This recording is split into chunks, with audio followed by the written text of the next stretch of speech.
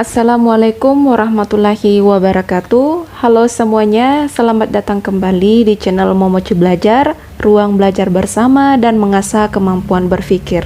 Pada video pembelajaran kali ini kita akan belajar tentang penalaran verbal pada tes bakat skolastik beasiswa LPDP, yaitu 6 soal analogi, 5 soal penalaran logis, dan 3 soal analitis. Pembelajaran ini sangat cocok bagi teman-teman yang akan menghadapi tes bakat skolastik sebagai latihan sebelum menghadapi real test. Jadi tanpa berlama-lama langsung saja kita membahas soalnya. Yang pertama di sini kita akan membahas tentang analogi atau tentang padanan kata. Jadi sebelum kita memulai untuk menemukan jawabannya, silakan teman-teman yang ingin mencoba untuk menemukan jawabannya sendiri untuk videonya di pause sebelum kita bersama-sama menemukan jawabannya. Nomor 1 di sini ada kata elang, (2) karnivora, (2) ovipar. Ini bisa kita analogikan menjadi elang adalah hewan karnivora atau hewan pemakan daging. Kemudian elang juga berkembang biak dengan cara ovipar atau bertelur. Nah, coba kita kaitkan di opsi A. Kucing, hewan karnivora. Benar ya, kucing adalah pemakan daging, kemudian kucing berkembang biak dengan cara ovipar. Ini jelas salah ya, karena kucing ini melahirkan, jadi tidak bertelur. Maka ini salah. Kemudian opsi B. Sapi, hewan herbivora. Betul. Sapi berkembang biak dengan cara vivipar atau melahirkan. Ini jawaban yang benar ya. Kita cek opsi C. Ovipar, (2) burung, (2) telur. Ini burung betul adalah hewan berkembang biak dengan ovipar, tapi ini tidak sepadan posisinya dengan soal, maka ini kita anggap salah ya. Kemudian opsi D ada kijang, (2) kuda, (2) vivipar. Jadi kijang dengan kuda itu betul adalah hewan vivipar, tapi ini tidak sepadan dengan soal ya, maka ini salah. Kemudian opsi E, serigala, (2) herbivora, (2) vivipar. Serigala betul adalah hewan vivipar atau hewan yang melahirkan, tetapi serigala bukan herbivora, maka ini salah. Maka nomor 1, elang, (2) karnivora, (2) ovipar itu setara dengan B. Sapi, (2) herbivora, (2) vivipar. Kita lanjut soal nomor 2. Di sini ada kata astrolog, (2) ahli perbintangan. Ini bisa kita analogikan menjadi astrolog adalah ahli atau pakar perbintangan. Sekarang kita coba kaitkan di opsi A. Dermatologi, (2) anestesiologi. Ini salah ya, karena dermatologi ini bukan sebutan untuk ahli, melainkan ilmu sebutan untuk ilmu yang berkaitan dengan kulit. Kemudian opsi B. Ahli bakteri, (2) bakteriolog. Ini benar ya, hanya saja posisinya tidak sepadan dengan soal, maka ini kita anggap salah. Kemudian opsi C, antropolog, (2) ahli anestesi. Ini juga salah ya, karena antropolog ini adalah ahli atau pakar antropologi. Kemudian opsi D, androlog, (2) ahli kemandulan. Ini benar ya, karena androlog ini adalah sebutan bagi ahli atau pakar di bidang kemandulan. Kemudian opsi E, arkeolog, (2) ahli antropologi. Ini jelas salah ya, karena arkeolog ini adalah ahli arkeologi. Berarti nomor 2, astrolog, (2) ahli perbintangan itu setara dengan D, androlog, (2) ahli kemandulan. Kita lanjut soal nomor 3. Nomor 3 di sini ada kata kesehatan, (2) dokter. Ini bisa kita analogikan menjadi dokter adalah pahlawan kesehatan. Sekarang kita coba kaitkan di opsi penyembuhan pahlawan bidan. Ini salah ya. Kemudian opsi B, ikan pahlawan nelayan. Ini juga salah. C, nelayan pahlawan petani. Ini juga salah ya. D, guru pahlawan pendidikan. Ini jawaban yang benar. E, siswa pahlawan belajar. Ini juga masih kurang tepat ya. Maka nomor 3, kesehatan, (2) dokter setara dengan D, pendidikan, (2) guru. Kita lanjut soal nomor 4. Di sini ada kata barologi titik 2 ilmu tentang bobot. Ini bisa kita analogikan menjadi barologi ini adalah ilmu yang membahas tentang bobot. Nah, sekarang kita coba kaitkan di opsi A, ekonomi makro. Ini masih kurang tepat ya, karena di ekonomi itu tidak hanya membahas tentang makro, jadi masih banyak bidang ilmu lainnya. Kemudian opsi B, ilmu tentang kemandulan titik 2 andrologi. Ini benar ya bahwa andrologi memang adalah ilmu tentang kemandulan, namun di sini masih kurang tepat untuk dijadikan jawaban karena posisinya tidak sepadan dengan soal. Kemudian opsi C, dermatologi titik 2 ilmu tentang kulit. Ini jawaban yang benar. Kemudian opsi D, andrologi titik 2 ilmu tentang perbintangan. Ini salah ya, karena ilmu tentang perbintangan itu adalah astrologi. Kemudian opsi E, ilmu tentang bakteri titik 2 bakteriologi. Ini benar ya, bakteriologi adalah ilmu tentang bakteri, namun ini masih salah untuk menjadi jawaban karena posisinya tidak sepadan dengan soal.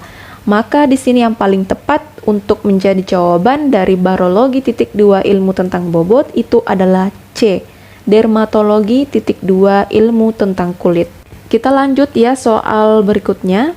Nomor 5 di sini ada kata gali titik 2 sekop. Ini bisa kita analogikan, sekop adalah alat yang digunakan untuk menggali. Kita lihat opsi A, air titik 2 botol. Botol adalah alat digunakan untuk menampung air. Ini bisa jadi ya, kita simpan dulu. Opsi B, tidur, alat digunakan untuk bantal. Ini kurang tepat ya. Kemudian opsi C, makan, alat digunakan untuk meja. Ini juga salah ya. Kemudian opsi D, gayung, alat digunakan untuk menimba. Ini juga benar ya. Kemudian opsi E, sendok, alat digunakan untuk piring. Ini juga salah ya. Nah, berarti kita di sini ada kemungkinan dua jawaban antara A atau D. Namun kita lihat lagi. Di sini sekop itu benda, botol juga benda, gayung juga benda. Gali ini adalah kata kerja, air ini bukan kata kerja, menimba adalah kata kerja. Berarti yang paling sepadan itu adalah opsi D. Menimba titik 2 gayung itu sepadan dengan gali titik 2 sekop. Kita lanjut soal nomor 6. Di sini ada kata astrologi titik 2 ilmu perbintangan. Nah, ini bisa kita analogikan menjadi astrologi adalah ilmu yang membahas tentang perbintangan. Nah, sekarang kita coba kaitkan di opsi A, antropobiologi adalah ilmu yang membahas tentang hewan. Ini salah ya, karena antropobiologi ini adalah ilmu yang membahas tentang pertumbuhan manusia, baik itu bentuk, sifat tubuh, atau faktor keturunan. Kemudian kita lihat opsi B, ada bakteriologi titik 2 ilmu tentang bakteri. Ini benar ya. Kemudian ada C, barologi titik 2 ilmu tentang durasi. Ini jelas salah ya, karena barologi ini adalah ilmu yang membahas tentang bobot. Kemudian opsi D, ada antropolog titik 2 ahli antropologi. Ini juga salah ya, karena tidak setara dengan soal. Kemudian opsi E, dermatologi titik 2 ilmu tentang penyakit dalam. Ini juga salah karena dermatologi ini adalah ilmu tentang kulit. Berarti nomor 6, astrologi titik 2 ilmu perbintangan itu setara dengan B, bakteriologi ilmu tentang bakteri. Kita lanjut soal berikutnya. Sekarang kita masuk pada pembahasan yang kedua, yaitu tentang penalaran logis.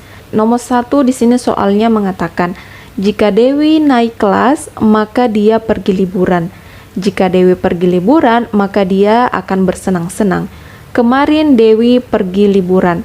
Ini bisa teman-teman jawab secara verbal, juga bisa teman-teman jawab menggunakan rumus silogisme. Jadi rumusnya jika dikatakan di premis 1 jika P, maka Q, kemudian premis 2-nya dikatakan Q, maka R, maka itu nanti kesimpulannya adalah P maka R. Penerapannya seperti ini. Jika Dewi naik kelas, ini kita kasih simbol P, kemudian maka dia pergi liburan, ini adalah ki. Premis 2, jika Dewi pergi liburan, ini kan tadi mengulang kata yang ada di premis 1 yaitu ki. Maka ini kita kasih juga simbol ki. Maka dia akan bersenang-senang, ini adalah R. Nah, berarti nanti jawabannya itu adalah P maka R. Namun di sini ada keterangan tambahan yaitu dikatakan kemarin Dewi pergi liburan. Berarti kemarin itu Dewi naik kelas dan dia bersenang-senang. Nah, coba kita lihat di opsi A, Dewi tidak naik kelas. Ini jelas salah ya, karena kemarin itu Dewi pergi liburan. Berarti kalau Dewi pergi liburan, kemarin itu dia bersenang-senang karena dia naik kelas. Berarti opsi A salah ya. Kemudian kita lihat opsi B, meski tidak bersenang-senang tapi dia naik kelas. Ini jelas salah ya. Opsi C, Dewi bersenang-senang kemarin. Ini bisa jadi ya. Opsi D, karena pergi liburan besok, maka Dewi senang. Ini salah ya, karena di soal tidak ada yang menerangkan tentang hari esok. Kemudian opsi E, Dewi tidak pergi liburan. Ini jelas salah ya, karena dikatakan kemarin itu Dewi pergi liburan. Berarti jawaban yang paling tepat di sini itu adalah C, Dewi bersenang-senang kemarin. Oke, kita lanjut soal berikutnya. Nomor 2, di sini dikatakan semua jembatan adalah besi. Kemudian beberapa besi berwarna silver. Nah, berarti ini semua jembatan itu besi. Kemudian beberapa besi itu adalah berwarna silver. Berarti bisa kesimpulannya adalah beberapa jembatan itu berwarna silver. Atau bisa juga beberapa jembatan itu tidak berwarna silver. Nah, jadi di sini beberapa dan sebagian itu memiliki arti yang sama ya. Coba kita lihat di opsi A, beberapa besi berwarna hitam. Ini jelas salah ya, karena di soal tidak ada yang menerangkan tentang warna hitam. Kemudian opsi B, semua jembatan bukan besi dan bukan silver. Ini jelas salah ya, karena di premis 1 tadi dikatakan semua jembatan adalah besi. Opsi C, sebagian jembatan bukan berwarna silver. Ini bisa jadi ya. Opsi D, semua jembatan tidak berwarna silver. Ini salah ya, karena dikatakan itu yang berwarna silver itu sebagian. Berarti yang tidak berwarna silver itu juga sebagian, bukan semuanya. Nah, sekarang kita lihat opsi E, sebagian yang berwarna silver bukan hitam. Ini juga salah ya, karena tidak ada yang membahas tentang hitam. Berarti di sini nomor 2, jawaban yang paling tepat itu adalah C. Sebagian jembatan bukan berwarna silver. Oke, kita lanjut soal berikutnya. Nomor 3, di sini dikatakan jika aroma masakan enak, maka Hanif makan. Kemudian Hanif tidak makan. Nah, ini bisa teman-teman jawab secara langsung, bisa juga teman-teman menggunakan rumus Tollens. Rumusnya seperti ini. Jika premis 1 dikatakan jika P maka Q, kemudian premis 2 dikatakan negasi Q, nah ini nanti kesimpulannya atau jawabannya adalah negasi P. Jadi penerapannya seperti ini.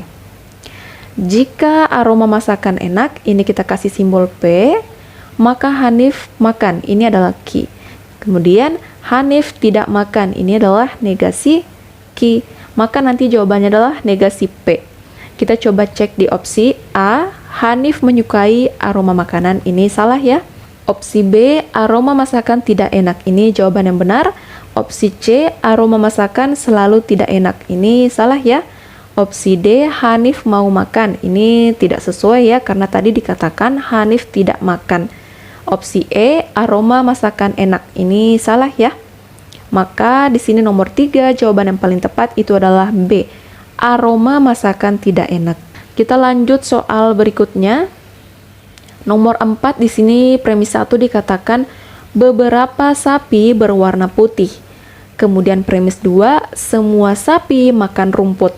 Berarti ini bisa kita simpulkan bahwa beberapa sapi berwarna putih itu makan rumput. Kemudian beberapa sapinya lagi tidak berwarna putih tapi makan rumput.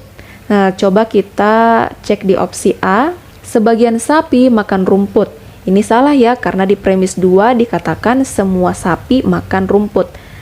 Opsi B, semua sapi berwarna putih makan rumput. Ini salah ya, karena tadi dikatakan sapi yang berwarna putih itu hanya beberapa atau hanya sebagian. Kemudian opsi C, semua sapi tidak berwarna putih makan rumput. Ini juga salah ya, karena sapi ada yang berwarna putih dan ada juga yang tidak berwarna putih. Jadi tidak semua ya, hanya beberapa. Kemudian opsi D, sebagian sapi berwarna putih makan rumput. Ini jawaban yang benar. Opsi E, beberapa sapi tidak makan rumput. Ini jelas salah ya. Di premis 2 dikatakan semua sapi itu makan rumput. Berarti nomor 4 jawabannya adalah D, sebagian sapi berwarna putih makan rumput. Kita lanjut soal berikutnya. Nomor 5. Dikatakan jika sudah sore maka Dedek harus pulang ke rumah. Kemudian jika Dedek pulang ke rumah maka harus mandi. Sekarang sudah sore. Nah, ini sama ya seperti soal sebelumnya. Teman-teman bisa menjawab secara verbal, juga bisa menggunakan rumus silogisme, yaitu P maka Q, Q maka R. Nanti itu jawabannya adalah P maka R. Berarti nanti kesimpulannya adalah jika sudah sore maka harus mandi. Dan di sini ada keterangan tambahan yaitu sekarang sudah sore. Berarti sore ini harus mandi atau sore ini Dedek itu harus mandi. Kita coba cek di opsi A. Sekarang belum sore, ini jelas salah ya karena dikatakan di soal sekarang sudah sore. Kemudian opsi B, sore ini Dedek harus mandi. Ini jawaban yang benar ya. Dedek belum tentu mandi sore ini. Ini jelas salah ya, karena kalau sudah sore itu harus mandi. Kemudian opsi D, Dedek tidak pulang ke rumah. Ini juga salah.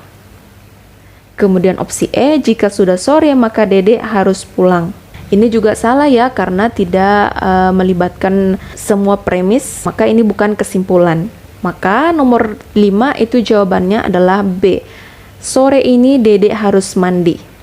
Kita lanjut ya soal berikutnya. Sekarang kita masuk pada pembahasan ketiga, yaitu tentang analitis. Jadi narasinya mengatakan beberapa orang pelajar sedang menimbang berat badannya untuk menentukan siapa yang paling gemuk dan yang paling kurus, dengan ketentuan sebagai berikut. Leo lebih gemuk dari Radia dan tidak lebih gemuk dari Amina. Kemudian Amina memiliki berat badan paling berat. Lalu Radia tidak lebih kurus dari Nela dan Firman lebih gemuk daripada Nela. Kita bisa membuat coret-coretannya di sini ya. Tadi dikatakan Leo itu lebih gemuk dari Radia. Kita kasih simbol lebih dari Radia. Kemudian Leo tidak lebih gemuk dari Amina. Berarti Amina dulu, terus Leo.